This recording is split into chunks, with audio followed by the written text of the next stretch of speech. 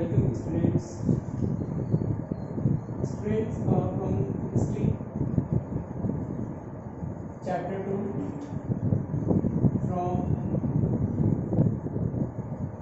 grade 2 realities पढ़ रहे हैं। क्योंकि प्रीवियस वीडियोस में हमने यही देखा कि किस तरीके से ईस्ट इंडिया कंपनी एक ट्रेडिंग कंपनी थी, धीरे धीरे वो टेरिटरी एक्वायर करती जा रही है ना। आज हम देखेंगे कि कंपनी ने टेरिटरीज एक्वायर की।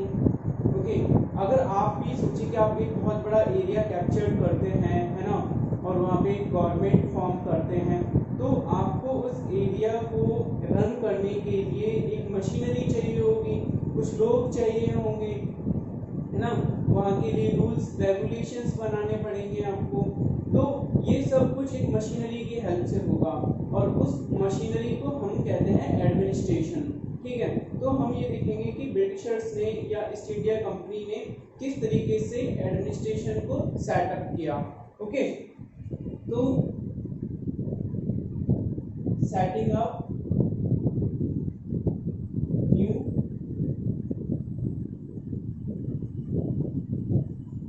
एडमिनिस्ट्रेशन। ओके, तो वॉरेन हेस्टिंग्स जो कि गवर्नर जनरल था, ओके, 1773 टू 1785, वो एक इम्पॉर्टेंट पर्सनालिटी रहा है ईस्ट इंडिया कंपनी के टाइम पीरियड में।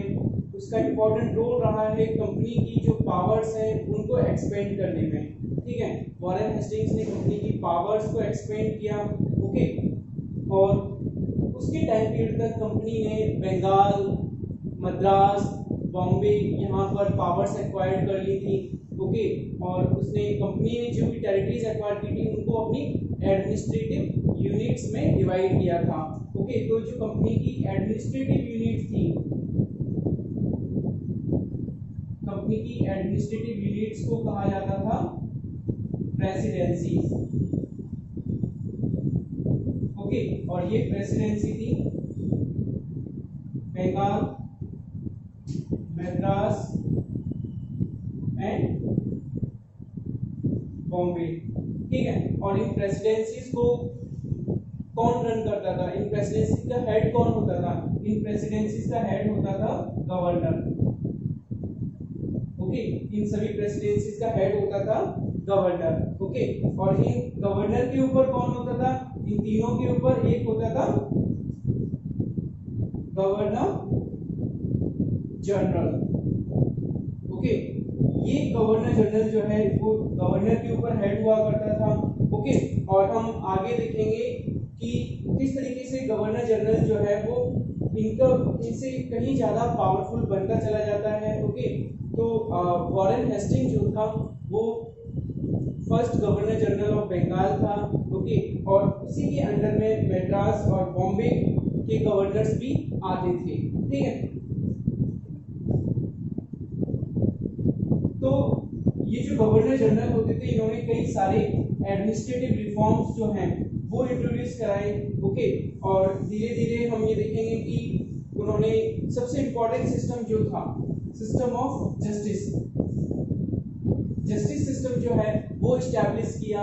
ओके, क्योंकि देखिए कहीं भी कोई भी एडमिनिस्ट्रेशन इस्टेब्लिश होता है, अगर हम अपने प्रेजेंट टाइम की भी बात करें, ओके, तो आप ये पाएंगे कि किस तरीके से ब्रिटिशर्स ने एक नए सिस्टम को जन्म दिया। हमारे पास सुप्रीम कोर्ट है ना, हमारे पास डिस्ट्रिक्ट कोर्ट्स हैं, हाई कोर्ट्स हैं, तो ऑब्वियसली हर एडमिनिस्ट्रेटिव लेवल पर एक हमारे पास कोर्ट है। तो हम ये देखेंगे कैसे इनका एवोल्यूशन होता है।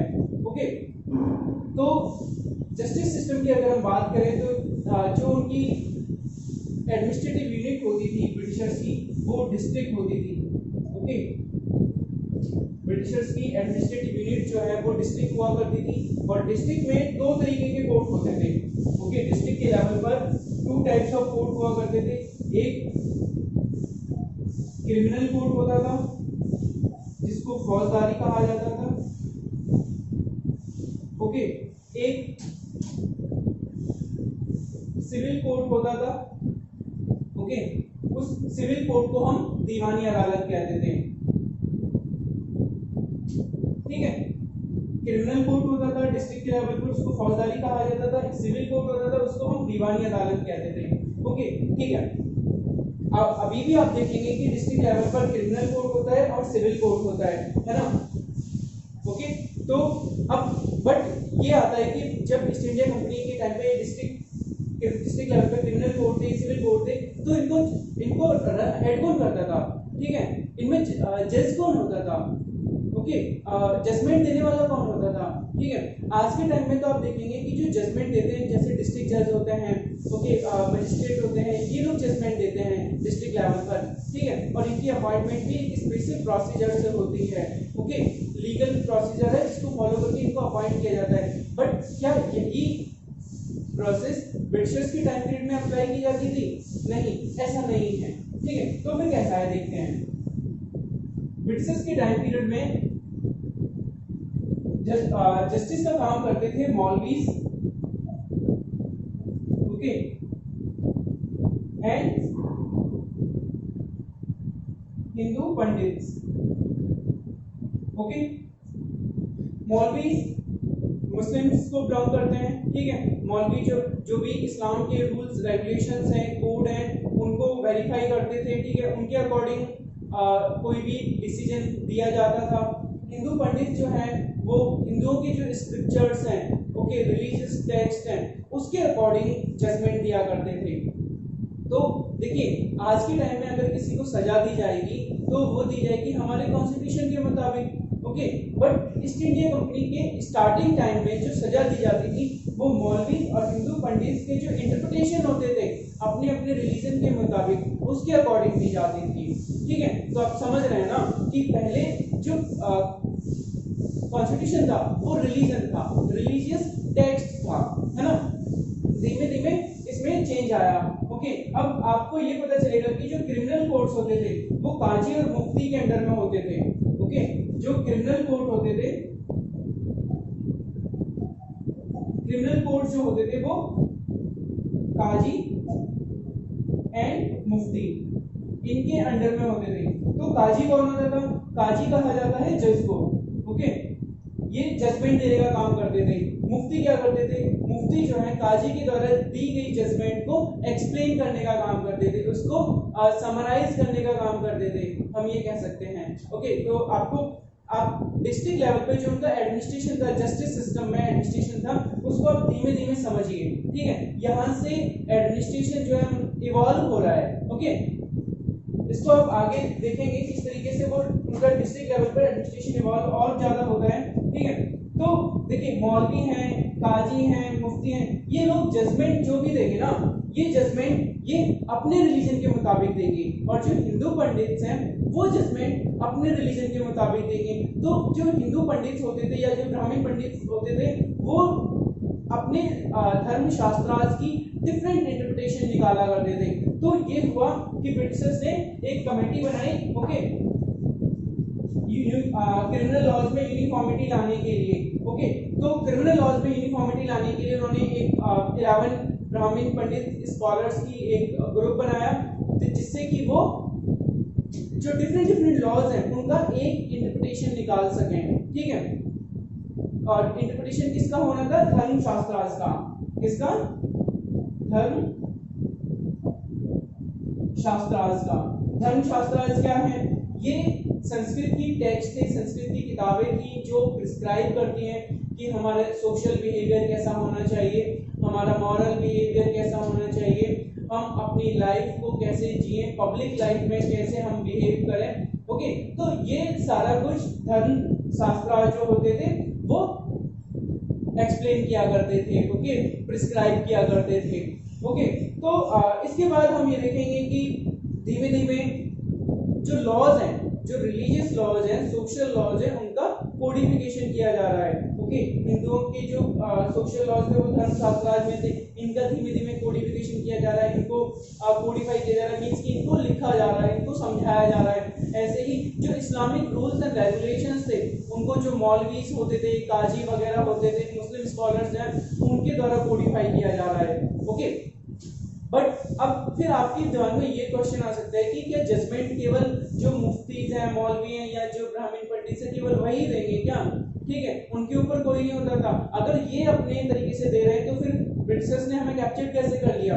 देखिए, इनके ऊपर ओवरऑल एक पर्सन होता था, यूरोपियन जजेस का सुपरविजन होता था, ब्रिटिश जो जजेस होते थे उनका सुपरविजन होता था। ठीक है, ये मौलवी, मुफ्ती, काजी, ब्राह्मण पंडित सब यूरोपियन के अंडर में वर्क किया करते थे, यूरोपियन के सुपरविजन में वर्क किया करते थे। ओके, अगर उन्हें लगता है कि ये चीज गलत है तो वो चीज गलत ही है। ओके, ये चीज आप समझ लीजिए। ठीक है, धीरे धीरे फिर ब्रिटिशर्स ने 1773 का जो रेगुलेटिंग एक्ट आया,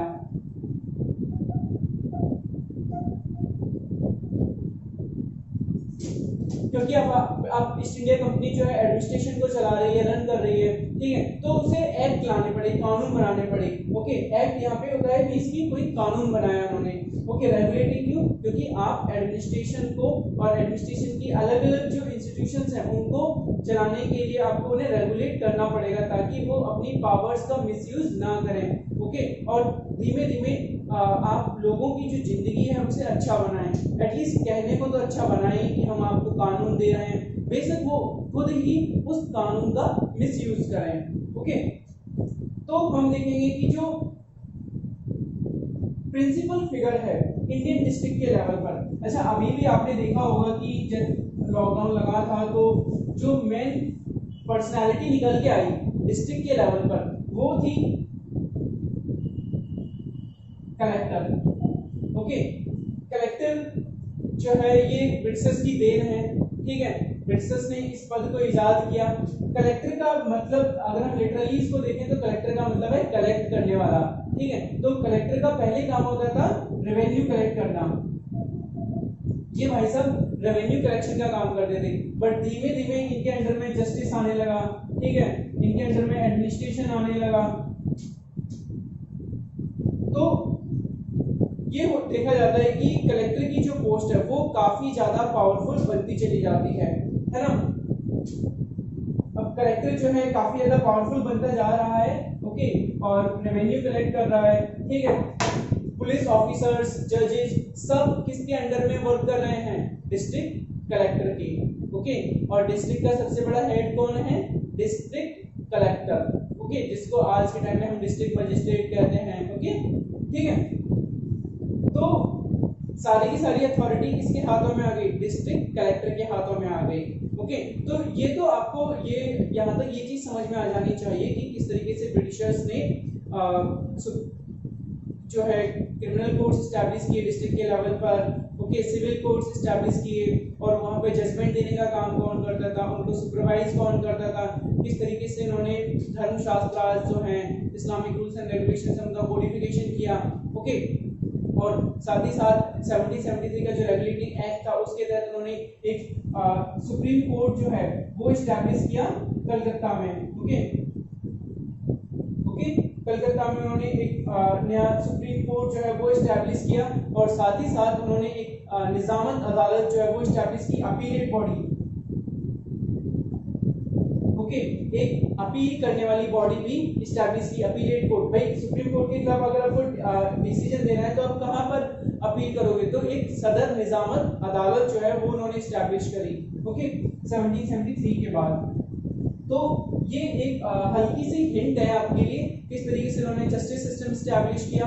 ओके, और जस्टिस सिस्टम के ऊपर सबसे बड़ा पावरफुल अथॉरिटी के तौर पर इमर्ज होकर आया डिस्ट्रिक्ट कलेक्टर, जिसके अंडर में जजेस, पुलिस ऑफिसर्स, रेवेन्यू ऑफिसर्स सब लोग उसी के अथॉरिटी के अंडर में रहते थे। सबसे पावरफुल अथॉरिटी के तौर पर इमर्ज होता है डिस्ट्रिक्ट कलेक्टर। और आज भी हम देखते हैं कि डिस्ट्रिक्ट के अंदर सबसे पावरफुल अथॉरिटी जो है वो डिस्ट्रिक्ट कलेक्टर ही है। ओके, पूरी डिस्ट्रिक्ट जो है वो डिस्ट्रिक्ट कलेक्टर के चारों तरफ घूमती है। Okay, you understood?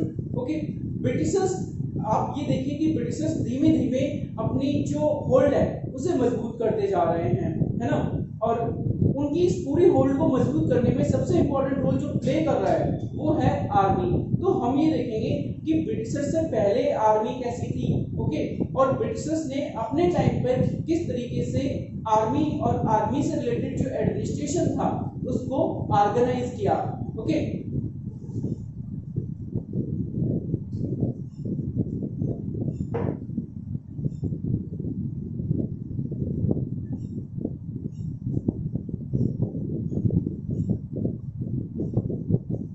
Company army. तो कंपनी आर्मी के बारे में बात करने से पहले मैं आपको बता दूं कि मुगल टाइम में किस तरीके की आर्मी होती थी। ओके, और उससे आपको ये पता होना चाहिए कि ब्रिटिशर्स ने जितने भी पॉलिटिकल रिफॉर्म किए, ओके, पॉलिटिकल चेंजेस वो लेके आए, सोशल चेंजेस वो लेके आ रहे हैं, ओके, इकोनॉमिकल चेंजेस लेके आ रहे हैं, ये सब उन्होंने किए अपनी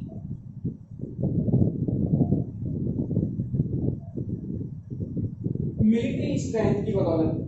अपनी मिलिट्री आर्मी स्ट्रेंथ की बदौलत ही वो पॉलिटिकल चेंजेस लेके आ पा रहे हैं, इकोनॉमिक चेंजेस लेके आ पा रहे हैं, अपना ट्रेड कर रहे हैं, दूसरों की टेरिटरीज को एक्वायर कर रहे हैं। तो हम ये देखते हैं कि किस तरीके से उन्होंने अपनी आर्मी को बिल्डअप किया। लेकिन उससे पहले हम ये देखते हैं कि ब्रिटिश से पहले जो मुगल आर्मी थी वो किस तरीके से ऑर्गेनाइज थी, उसके क्या बेसिक फीचर थे। ओके, तो हम एक झलक उसकी देखते हैं। तो मुगल टाइम पे जो आर्मी थी, है ना, मुगल टाइम पे जो आर्मी थी वो दो तरीके से डिवाइडेड थी। एक कैवेलरी थी, ओके, दूसरी इन्फेंट्री थी। कैवेलरी जो थी, कैवेलरी उनकी जो हॉर्समैन थे, सवार थे, उनके ऊपर थी। ओके, ये लोग ट्रेन होते थे। और जो इन्फेंट्री थी, इन्फेंट्री यानी कि पैदल सेना, ठीक है, आपने देखा होगा आर्मी में पैदल सैनिक जो होते हैं उसको हम इन्फेंट्री कहते हैं, ठीक है। और पूरी आर्मी में जो सबसे ज्यादा महत्वपूर्ण मानी जाती थी वो कैवेलरी मानी जाती थी। ओके, क्योंकि उस टाइम इतनी ज्यादा टेक्नोलॉजी नहीं थी। ओके, और अगर आप एक हाइट से युद्ध करते हैं, ओके, कैवेलरी अगर आपकी जितनी मजबूत है तो आपको ये फायदा मिलता है कि आप स्पीड में जा सकते हैं, आ सकते हैं, ठीक है, और वहां पे अपने जो वेपन्स का इस्तेमाल कर सकते हैं, स्वॉर्ड्स वगैरह का, हॉर्स के ऊपर बैठे बैठे। ओके, तो काफी स्किलफुल होते थे कैवेलरी मैन, और इसीलिए मुगल आर्मी के अंदर कैवेलरी मैन की जो इंपॉर्टेंस होती थी वो काफी ज्यादा होती थी in comparison of infantry. Okay, तो फिर आगे देखते हैं। अब ये देखते हैं कि इनको कैवेलरी मैन और जो इन्फेंट्री के जवान होते थे इनको कौन सप्लाई करता था। तो देखिए, जो लोकल रूलर्स होते थे वो इनको सप्लाई दिया करते थे। ओके, जमींदार होते थे वो इनको अपने गांव से जो पीजेंट्स होते थे, आर्म पीजेंट्स होते थे, उनकी सप्लाई कराया करते थे, है ना। अब हम ये देखेंगे कि 18th सेंचुरी में धीरे धीरे कुछ चेंजेस नजर आने लगते हैं। 18th सेंचुरी यानी कि 18th सेंचुरी 1700 के जो आखिरी के इयर्स होते हैं। Okay, after the 1750 you can say Mughal successor states, regional kingdom जो थी, जैसे अवध थी, बनारस थी, इन्होंने क्या किया, इन्होंने पीजेंट्स को रिक्रूट करना स्टार्ट कर दिया। इन्होंने पीजेंट्स को रिक्रूट करना स्टार्ट कर दिया। ओके, पीजेंट्स अब इनकी आर्मी में आने लगे। ओके, इनको ट्रेनिंग दी जाने लगी एज ए प्रोफेशनल सोल्जर्स के तौर पर। ओके, इसके बाद ये होता है कि ईस्ट इंडिया कंपनी जो होती है वो भी इसी मेथड को अडॉप्ट करती है। वो भी पीजेंट्स को जो है अपनी आर्मी में इन्वॉल्व करती है, उनको एडमिट करती है। ओके, बट मैं आपको बता दूं कि जो भी ये पीजेंट्स अपॉइंट किए जा रहे हैं आर्मी के अंदर, इनका अपना एक अलग फीचर है। ये पीजेंट्स रूरल एरिया से आते हैं। ओके, और आपने देखा होगा कि रूरल एरियाज में जो लोग हैं उन दो फीचर उनमें बहुत स्ट्रॉन्ग दिखाई देते हैं। एक तो कास्ट का फीचर दिखाई देता है और एक अपनी कम्युनिटी का फीचर दिखाई देता है। जिस कम्युनिटी से वो बिलोंग करते हैं उसका फीचर होता है, और जिस रीजन से वो आते हैं उस रीजन का एक अपनी इंपॉर्टेंस होती है। ओके, तो ये इनकी अपनी आइडेंटिटी है। ओके, तो धीमे धीमे वारफेयर टेक्नोलॉजी जो है वो इमर्ज होती है। ओके, 1820 के बाद तो वारफेयर टेक्नोलॉजी में नए नए चेंजेस देखने को मिलते हैं। अब क्या हो रहा है कि जो ईस्ट इंडिया कंपनी के टाइम पीरियड में कैवेलरी की जो इंपॉर्टेंस है वो डिक्लाइन हो रही है और इन्फेंट्री की जो इंपॉर्टेंस है वो राइज हो रही है। ठीक है, इन्फेंट्री जो है वो न्यू वेपन्स की हेल्प से फाइट वॉर जो है उनको लड़ रही है। जैसे मैं आपको बताऊं, मस्केट्स, ये एक हैवी गन होती है। ओके, जो कि इन्फेंट्री सोल्जर्स के द्वारा इस्तेमाल की जाती है। सोचिए, सामने वालों के पास टेक्नोलॉजी नहीं है और आपके पास गन है, तो आप तो गन से ही काफी लोगों को नुकसान पहुंचा सकते हो। ओके, और इसके अलावा मैच लॉक, ओके, आपके पास मैच लॉक है। ये एक इस तरीके की गन है जिसमें हम पाउडर जो है उसका इस्तेमाल करते हैं। ओके, और पाउडर को इग्नाइट किया जाता है मैच से। ओके, जो मैच बॉक्स, मैच की तीलियां होती है ना, माचिस की तीली, माचिस से उनको इग्नाइट किया जाता है उस पाउडर को, और पाउडर जो है वो एक्सप्लोजन करता है। ठीक है, अब ईस्ट इंडिया कंपनी के पास ये नई टेक्नोलॉजी कैसे आ गई है? आज तो आपको नहीं लगेगा कि ये न्यू है, बट 1820 में जाइए तो आपको लगेगा कि ये काफी एडवांस टेक्नोलॉजी है, okay, in comparison of Indians. ठीक है, क्यों आ रही है ये टेक्नोलॉजी उनके पास? क्योंकि ये देखिए कि आपने सुना होगा इंडस्ट्रियल रेवोल्यूशन का नाम, ओके, ब्रिटेन के अंदर 1750 से इंडस्ट्रियल रेवोल्यूशन होना स्टार्ट हुआ है, तो वहाँ पे day by day technological changes जो है वो हर फील्ड में देखे जा रहे हैं, और इस चेंज का इफेक्ट जो है ये दिखाई देगी कि उनकी जो वॉरफेयर टेक्नोलॉजी है वो भी बदल रही है, ओके, और इसी का फायदा उन्होंने इंडिया में उठाया। अंडरस्टूड? ठीक है, तो अब हम ये देखेंगे कि 19वीं सेंचुरी में ब्रिटिशर्स क्या करते हैं, वो ट्राई करते हैं एक यूनिफॉर्म मिलिट्री कल्चर डेवलप करने का कोशिश करते हैं। क्यों जरूरी है यूनिफॉर्म मिलिट्री कल्चर?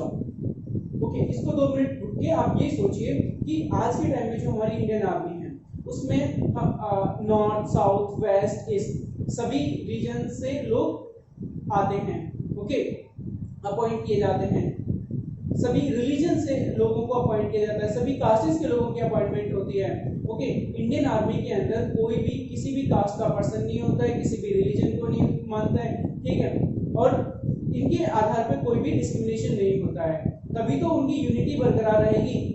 अगर ये कोई ये कहे कि मैं फला रिलीजन का हूँ, फला कास्ट का हूँ, फला रीजन का हूँ, तो फिर तो वो अपनी आइडेंटिटी को शो कर रहा है ना, और इसके आधार पर वो लोगों को डिवाइड करने की कोशिश करेगा। ओके, लोग डिवाइड होंगे, तो जब लोग डिवाइड हो जाएंगे तो फिर इनके अंदर यूनिटी कहाँ से आएगी? और यूनिटी नहीं होगी तो आपको लगता है कि वो लड़ पाएंगे या सेफ्टी एंड सिक्योरिटी कर पाएंगे, कंट्री को प्रोटेक्ट कर पाएंगे, कंट्री की जो सॉवरेनिटी है, टेरिटोरियल इंटीग्रिटी है, उसको प्रोटेक्ट कर पाएंगे? नहीं कर सकते। ओके, तो ये देखिए, आप इस बात को भी थोड़ा समझना कि ब्रिटिशर्स ने हाँ हमारे ऊपर रूल किया है, लेकिन जाने अनजाने अपने एडमिनिस्ट्रेशन को मजबूत करने के इरादे से उन्होंने कुछ यहाँ रिफॉर्म्स किए जो काफी अच्छे भी रिफॉर्म्स थे, है ना। तो अब इस चीज को भी थोड़ा समझिए। तो वो देखिए यूनिफॉर्म मिलिट्री कल्चर डेवलप करना चाहते हैं, ठीक है, और साथ ही साथ जो आर्मी के अंदर पर्सनल है उनको यूरोपियन स्टाइल में ट्रेनिंग देना चाहते हैं। ओके, उनके अंदर डिसिप्लिन जो है, ओके, डिसिप्लिन जो है उसको मोटिवेट करना चाहते हैं, उसको एनकरेज करना चाहते हैं। ओके, लेकिन उनके सामने एक सबसे बड़ी प्रॉब्लम ये आएगी कि जो लोगों इंडिया से वो लोगों को रिक्रूट कर रहे हैं, और वो जो जिन लोगों को रिक्रूट कर रहे हैं वो रूरल एरिया से बिलोंग करते हैं, वो जनरली पीजेंट थे, और पीजेंट्स के बारे में मैंने आपको बताया था कि उनकी 2 स्पेसिफिक आइडेंटिटीज है, एक तो अपनी कम्युनिटी की आइडेंटिटी है और एक अपनी कास्ट की आइडेंटिटी है। ओके, तो जब ईस्ट इंडिया कंपनी जो है कई सारे चेंजेस लेके आती है आर्मी के अंदर, ओके, उनकी जो ट्रेडिशन है उनको मना कर देती है, ओके, वो पगड़ी नहीं पहन सकते हैं, ओके, उनको जो है सी वॉयजेस समुद्री यात्राओं पर भेज देती है, जो उस टाइम के उनका बिलीव ये था कि अगर हम समुद्री यात्राएं करेंगे तो हमें हमारी कास्ट से बाहर कर दिया जाएगा। ओके, तो इस तरीके से भी सोल्जर्स जो है नाराज हो जाते हैं। तो हम ये देखेंगे कि यूनिफॉर्म मिलिट्री कल्चर लाने के कारण किस तरीके से जो सोल्जर्स थे उन्होंने ब्रिटिश ईस्ट इंडिया कंपनी के खिलाफ प्रोटेस्ट किया, ओके, और रिवॉल्ट किया, और वो रिवॉल्ट हमको दिखाई देता है 1857 के वॉर फॉर इंडियन इंडिपेंडेंस में। ओके, तो हमने इस चैप्टर में देखा कि किस तरीके से ब्रिटिशर्स जो है एक ट्रेडिंग कंपनी के तौर पर आए, ट्रेड करना स्टार्ट किया, और धीरे धीरे टेरिटरीज कैप्चर करते चले गए, टेरिटोरियल एक्सपेंशन की तरफ चले गए, और अपने टेरिटोरियल एक्सपेंशन को मजबूत करने के लिए उन्होंने एडमिनिस्ट्रेशन में सुधार किया, ओके, जस्टिस सिस्टम में उन्होंने सुधार किया, सिविल एडमिनिस्ट्रेशन में उन्होंने सुधार किया, कलेक्टर की पोस्ट बनाई, पुलिस फोर्स को मजबूत किया, आर्मी को स्ट्रॉन्ग बनाया, अपनी मिलिट्री स्ट्रेंथ को बढ़ाया, ठीक है, और धीमे धीमे ब्रिटिशर्स जो हैं वो इंग्लैंड से इंडिया में आते जा रहे हैं। ओके, देखिए इंग्लैंड के अंदर जो इंडस्ट्रियल रेवोल्यूशन हुआ, उस इंडस्ट्रियल रेवोल्यूशन ने भी इंडिया को ब्रिटिशर्स की कॉलोनी बनाने में एक इम्पोर्टेंट रोल प्ले किया। इंडस्ट्रियल रेवोल्यूशन के दौरान इन्वेंशन होता है स्टीम इंजन का। स्टीम इंजन के ना होने से पहले ब्रिटिशर्स को इंडिया में आने में लगभग 5 से 6 महीने आने लगते थे, ओके, इंग्लैंड से इंडिया में आने के लिए। तो काफ़ी कम ब्रिटिशर्स जो है इंग्लिश मैन वीमेन इंडिया में आ सकते थे। बट जब स्टीम इंजन का इन्वेंशन हुआ तो अब उनका जो आने का जो टाइमिंग था वो केवल 3 वीक तक रह गया, 3 वीक्स रह गया, ओके, 5 to 6 मंथ से 3 वीक पे आ गया। तो ज़्यादा से ज़्यादा ब्रिटिशर्स जो हैं वो इंडिया में आते जा रहे हैं, यहाँ सेटल डाउन होते जा रहे हैं और अपने रूल को मजबूत करते जा रहे हैं, ठीक है। तो इस तरीके से हम देखते हैं कि एक ट्रेडिंग कंपनी जो है वो एक रूलिंग पावर के तौर पर तब्दील कैसे होती है। तो यहाँ पे हमने कई पॉलिसीज के बारे में पढ़ा, ओके, उनके एडमिनिस्ट्रेशन के बारे में पढ़ा, है ना। तो ये चैप्टर हमारा यहाँ पे फिनिश होता है, ओके। और इस चैप्टर की जो क्वेश्चन आंसर्स हैं वो हम नेक्स्ट क्लास में करेंगे, ठीक है। Okay, thank you.